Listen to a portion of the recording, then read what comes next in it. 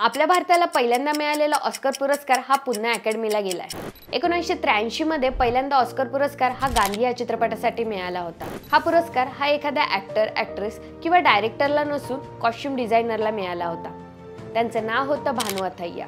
त्या चित्रपटात महात्मा गांधीजींच्या 50 वर्षाच्या प्रवासातले एक एक कपडे इतक्या बारकाईने डिझाईन केले होते की सगळी दुनिया थक्क झाली। जगाने या फिल्ममधून तो इतिहास पुन्हा जगला सुद्धा।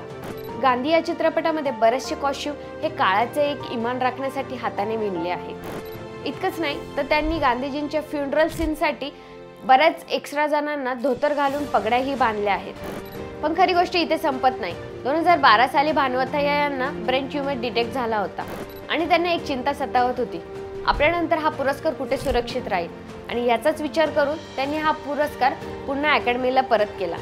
ही होती फर्स्ट इंडियन ऑस्कर विनरची गोष्ट।